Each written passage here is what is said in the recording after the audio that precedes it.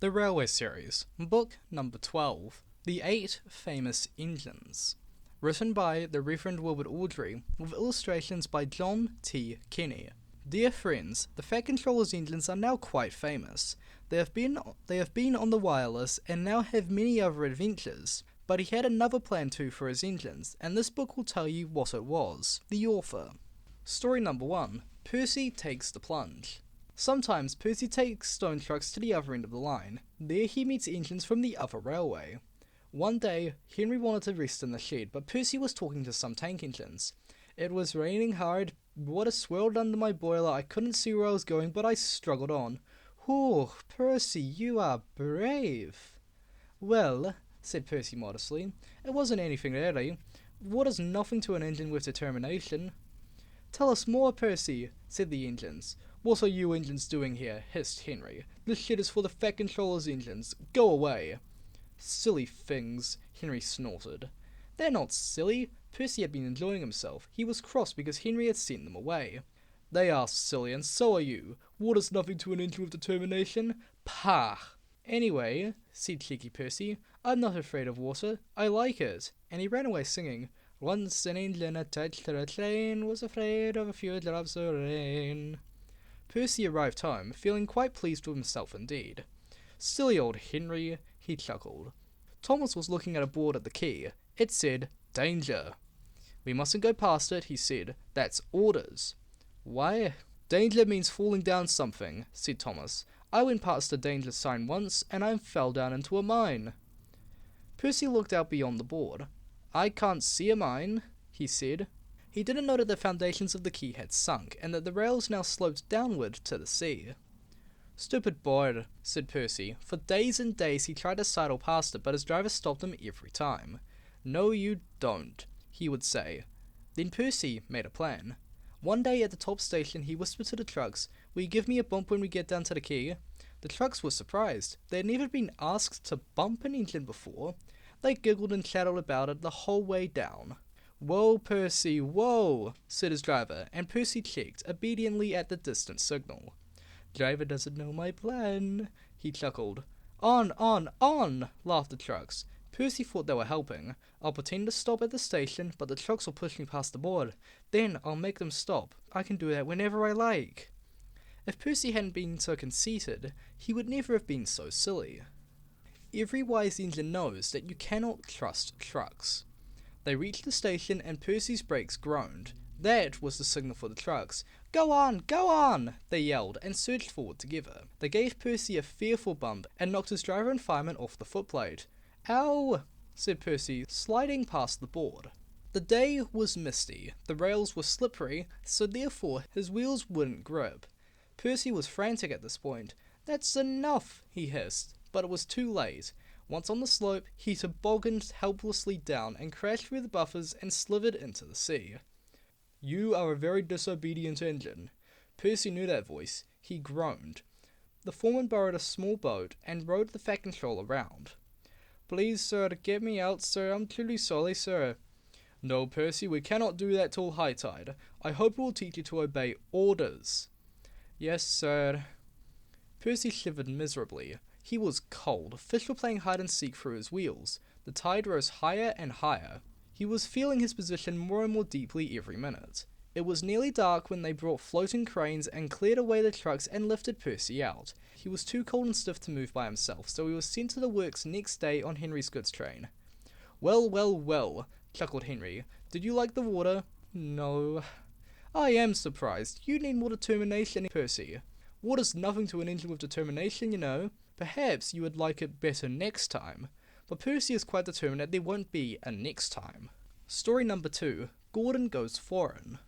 Lots of people travel to the big station at the end of the line. Engines from the other railways sometimes pull their trains. These engines stay the night and go home next day. Gordon was talking to one of these. "When I was young and green," he said, "I remember going to London. Do you know the place? The station's called King's Cross."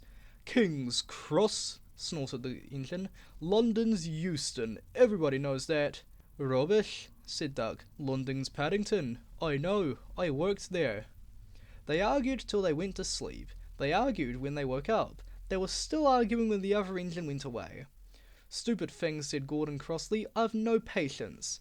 Stupid yourself, said Duck. London's Paddington. Paddington, do you hear?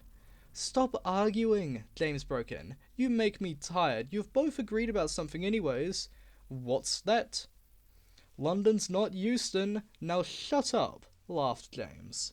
Gordon rolled away, still grumbling. I'm sure it's King's Cross. I'll go and prove it. But that was easier said than done. London lay beyond the big station at the other end of the line. Gordon had to stop there, and another engine then took his train. If I didn't stop, he thought, I could go to London. One day he ran right through the station. Another time he tried to stop before the fireman could uncouple the coaches. He tried all sorts of tricks, but it was no good. His driver checked him every time. Oh dear, he thought sadly, I'll never get there. One day he pulled the express to the station as usual. His fireman uncoupled the coaches, and he ran onto his siding to wait until it was time to go home. The coaches waited and waited at the platform, but their engine didn't come. A porter ran across and spoke to Gordon's driver. The inspector's on the platform. He wants to see you immediately. The driver climbed down from the cab and walked over to the station. He came back in a few minutes, looking excited. Hello, said the fireman. What's happened? The engine for the express turned over when it was coming out of the yard. Nothing else can come in or out. They want us to take the train to London. I said we would, if the Fat Controller agreed. They telephoned, and he said we could do it. How's that? Fine, said the fireman. We'll show them what the Fat Controller's engines can do. Come on, said Gordon. Let's go. He rolled quickly over the crossings and backed onto the train. It was only a few minutes later that the guard blew his whistle, but for Gordon it felt like ages.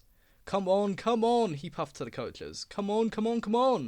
We're going to town, sang the coaches slowly at first, then faster and faster. Gordon found that London was a long way away. Oh, never mind, he said. I like a good long run to stretch my wheels. But all the same, he was glad when London came into sight. The Fat Controller came into his office next morning. He looked at the letters on his desk. One had a London postmark. I wonder how Gordon's getting on, he said. The station master knocked and came in. He looked excited. Excuse me, sir, have you seen the news? Not yet, why? I'll just look at this, sir.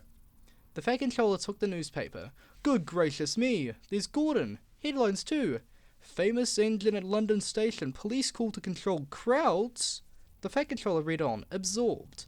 Gordon returned next day. The Fat Controller spoke to his driver and fireman.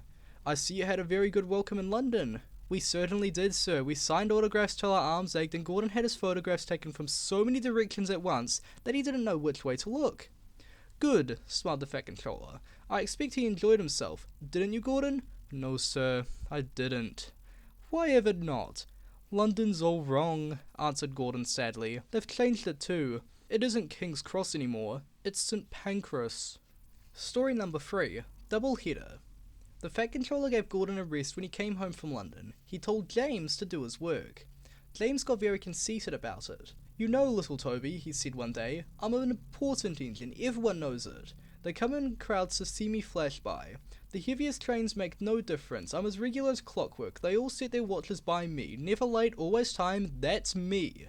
Says you, said Toby cheekily. Toby was out on the main line. The Fat Controller had sent him to the works. His parts were worn, they clanked as he trundled along. He was enjoying his journey. He was a little engine and his tanks didn't hold as much water, so he had to stop often for a drink. He had small wheels too, and he couldn't go fast. Never mind, he thought, the signalmen all know me, they'll give me plenty of time. But a new signalman had come to one of the stations. Toby had wanted to take Henrietta, but the Fat Controller said no, what would the passengers do without her? He wondered if Henrietta was lonely. Percy had promised to look after her, but Toby couldn't help worrying. Percy doesn't understand her the way that I do, he said. He was thirsty and tired. He had come a long way. He saw a distant signal. Good, he thought. Now I can have a nice drink and rest in a siding till James has gone by. Toby's driver thought so as well. They stopped by the water crane. His fireman jumped out and put the hose into his tank. Toby was enjoying his drink when the signalman came up. Toby had never seen him before. No need for that, said the signalman. We must clear the road for the express. Right, said the driver. We'll wait in the siding. No good, said the signalman. It's full of trucks. You'll have to hurry to the next station. There's plenty of room for you there. Poor Toby clanked sadly away. I must hurry. But hurrying used a lot of water, and soon his tanks were empty. They dampened down his fire and struggled on, but he soon ran out of steam, and stood marooned on the main line far away from the next station. The fireman walked back. He put detonators on the line to warn James and his driver, then he hurried along the sleepers. "I'll tell that signalman something," he said grimly. James was fuming when Toby's fireman arrived and explained what happened. "My fault," said the signalman. "I didn't understand about Toby."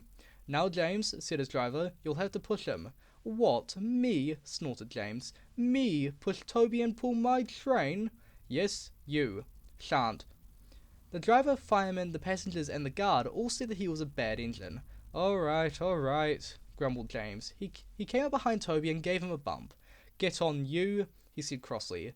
James's fireman made him push Toby all the way to the works. "It suits you for being cross," he said. James had to work very hard, and when he reached the workstation, he felt exhausted. Some little boys ran along the platform. "Caw," said one. "The express is late, and a double-headed too. Do you know what I think? I think," he went on, "that James couldn't pull the train, so Toby had to help him." "Caw," said James, and he disappeared in a cloud of steam. Story number 4. The Fat Controller's Engines. One day, Thomas brought his late train to the junction. He went for a drink. "I'm going to the big station," he said to Percy and Toby. "So are we," they answered. "Do you know," Percy went on, "I think something's up." Toby looked up at the sky. "Where?" "Down here, silly," laughed Thomas. "How?" asked Toby reasonably. "Can something be up when it's down?" Look over there," said Thomas excitedly. 7 other engines from the other railway were coming along the line. "Hello, Genty. Hello, Pug," whistled Percy. "They're friends of mine," he explained. "I don't know the others." Genty and Pug whistled cheerfully as they puffed through the station. "What is all of this?" asked Thomas. "The Fat Controller's got a plan," answered his driver, "and he's going to tell it to us. Come on." So they followed to the big station at the end of the line where all the engines had gone. The Fat Controller was waiting for them there. "The people of England," he said, "have read about us in the books, but they do not think that we are real." "Shame," squeaked Percy. The Fat Controller glared. Percy subsided. "So," he continued, "I am taking my engines to England to show them. Hooray! Hooray!" The engines whistled. The Fat Controller held his ears. "Silence!" he bellowed. "We'll start the day after tomorrow at 8 a.m. Meanwhile, these engines have kindly come from the other railway to take your place. You will show them your work tomorrow."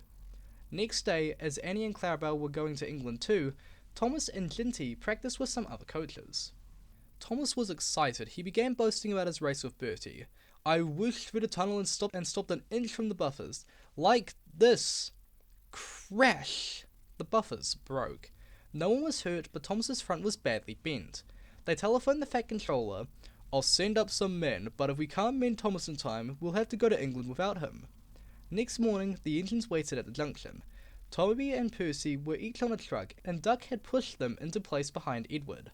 Henrietta stood on a siding. The Fat Controller had called her a curiosity. "I wouldn't dream of leaving you behind," he said. "I'll fit you up as my private coach." She felt very grand indeed. Gordon, Henry, and James were in front. They whistled impatiently. The Fat Controller paced the platform. He looked at his watch. 1 minute more," he said, turning to the guard. "Beep, beep, beep," whistled Thomas, and panted into the station. Annie and Clarabelle twittered anxiously. "We hope we're not late. It isn't quite 8. "Thomas," said the Fat Controller sternly, "I am most displeased with you. You nearly upset my arrangements." Thomas, abashed, arranged himself and the coaches behind Duck without saying a word. The Fat Controller then climbed into Henrietta. The guard blew his whistle and waved his flag. The engines whistled. "Look out, England, here we come," and the cavalcade puffed off. The engines stood side by side in a big airy shed. Hundreds of people came in to see them and climbed in and out of their cabs every day. They liked it at first, but presently felt very bored and were glad when it was time to go. The people along their line put the flags out and cheered them home. "We are glad to see you," they said. "Those others did their best, but they didn't know our ways. Nothing anywhere can compare with our Fat Controller's engines." The end.